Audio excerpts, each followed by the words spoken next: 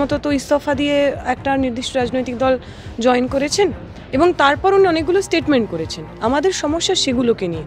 যখন উনি বলছেন যে আসলে ওই নারদা স্ট্রিং স্ক্যামে যখন শুভেন্দু অধিকারী হাত পেতে টাকা নিচ্ছেন, উনি আসলে টাকা নেননি এবং উনি ওই বিজেপির নেতাকে ক্লিন চিট দেওয়ার সঙ্গে সঙ্গে ওই নারদা স্ক্যামে যতজন তৃণমূল নেতাকেও দেখা গেছিলো তাদেরকেও পর্যন্ত ক্লিন চিট দিলেন। তো যে মানুষ ওনার দিকে তাকিয়েছিলেন, যে মানুষ ওনাকে পছন্দ করতেন, ওনাকে ফলো করতেন, তা তো এই কারণে ওনাকে পছন্দ করতেন যে উনি দুর্নীতির বিরুদ্ধে বিচারক হিসাবে একটা খুব স্ট্রং পজিশন রেখেছেন। আমাদের মনে হলো উনি ওই রাজনৈতিক দলে জয়েন করার পর ওনার যে বেসিক প্রিমাইস, যে কারণে মানুষ ওনাকে দেখতেন, যে কারণে বহু মানুষ বিচার ব্যবস্থার ওপর নতুন করে আশা রাখছিলেন, দেখছিলেন, সেই মানুষগুলোর কোথাও না কোথাও আশা ভঙ্গ করেছেন। উনি যেভাবে বিজেপি জয়েন করার পর চুরি, ডাকাতি, দুর্নীতি যারা করছেন তাদের ক্লিন চিট দিলেন। দ্বিতীয় যে কথা উনি আমার রাজনৈতিক দল সম্পর্কে বলেছিলেন যে আমরা ধর্ম মানি না, ওই কারণে তিনি আমাদের রাজনীতি জয়েন করেননি। প্রথমত তো ওইভাবে সিপিআইএম জয়েন করা যায় না। একদিন আপনি মনে করলেন আমি আজকে সিপিআইএম জয়েন করবো এবং কালকে আপনি পতাকা ধরে সিপিআইএম হয়ে গেলেন, আমাদের পার্টিতে, আমাদের রাজনীতিতে হয় না। আমাদের কেন, কোনো বামপন্থী রাজনীতিতেই হয় না। মানুষের সেবা করা, মানুষের পাশে থাকা, তার চেয়ে বড় আদেও কোনো ধর্ম হয় নাকি?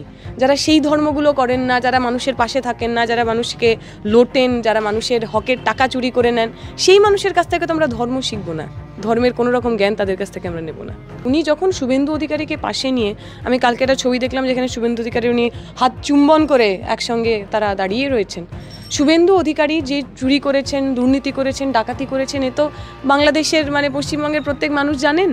ফলে হঠাৎ করে একজন বিচারক মানুষ, যিনি এতদিন দুর্নীতির বিরুদ্ধে এত বড় বড় কথা বললেন, এত ঠিক সওয়াল করলেন, আমরাও অনেকে ওনার পক্ষে দাঁড়ালাম, ওনার বিচার, উনি যে জাজমেন্টগুলো দিলেন সেগুলোর সঙ্গে, সেখানে দাঁড়িয়ে উনি যখন পার্শিয়াল হয়ে যান, সেখানে দাঁড়িয়ে উনি যখন ওই দুর্নীতি যারা করেন তাদের আড়াল করেন, আর সেখানে তো অবশ্যই আমাদের মনে হয় সাধারণ মানুষ হিসেবে, আমি রাজনীতি দল ছেড়ে দিচ্ছি, একজন সাধারণ মানুষ যিনি বিচার ব্যবস্থায় আস্থা রাখেন, তার তো মনের মধ্যে একটু দ্বন্দ্ব, একটু যন্ত্রণা হওয়া স্বাভাবিক। এখন আগেই বলা হলো যে বামপন্থীরা তো ভগবানে মানেন না, ধর্ম মানে না, সুতরাং যারা ধর্ম মানে না তারা আবার ভগবান কি করে কাউকে বানাবেন। কিন্তু একথা ঠিক, বহু মানুষ তারা অভিজিৎ গাঙ্গুলি যে ধরনের জাজমেন্ট দিয়েছিলেন তাতে মনে হয়েছিল যে এই লোকটা হয়তো ভালো লোক, এনার প্রতি একটু ভরসা করা যায়, ইনি কোথাও কম্প্রোমাইজ করছেন না। এবং আমরা তো ব্যক্তি অভিজিৎ গাঙ্গুলির সঙ্গে কোথাও দাঁড়াইনি।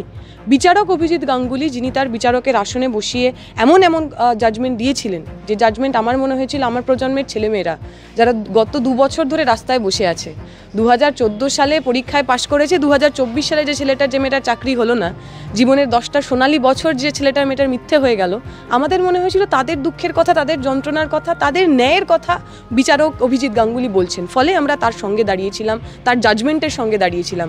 ব্যক্তি অভিজিৎ গাঙ্গুলির সঙ্গে তো আমাদের কোনো ব্যক্তিগত সম্পর্ক নেই, তাই তাকে ভগবান বানানো, শয়তান বানানো, ভিলেন বানানো কোনোটারই কোনো দরকার নেই। কালকে যদি আমাদের বিরুদ্ধে কোথাও অভিজিৎ গাঙ্গুলি যদি বিচারক হতেন এবং আমাদের সিপিএম আমলে দুর্নীতি হয়েছে, সিপিএমের অমুক নেতা এত টাকা ঘুষ খাইয়েছেন, অতএব আমি অমুক বিচার দিলাম, যদি এমনও বলতেন আমাদের কোথাও কোনো আপত্তি ছিল না। আমরা বিচারক অভিজিৎ গাঙ্গুলির ন্যায়ের প্রশ্নে যে বিচারগুলো, যে জাজমেন্টগুলো, তার সঙ্গে ছিলাম। কল্যাণ বন্দ্যোপাধ্যায় যে কথা বলেছেন, আমি যদি ভুল না শুনি অভিজিৎ গাঙ্গুলি সম্পর্কে, সেটা তার ব্যক্তিগত জীবন নিয়ে, তার বউ আছে কি নেই, বউ ছেড়ে চলে গেছে, আমার মনে এগুলো খুব অপ্রাসঙ্গিক এবং খুব কুরুচিকর।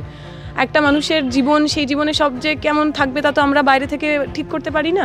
দুটো মানুষের সম্পর্ক, সেটা টিকলো, সেটা টিকলো না, সেইটা আমার মনে হয় না রাজনীতির বিষয়বস্তু হওয়া উচিত। উনি যেটা করেছেন সেটা কুৎসা।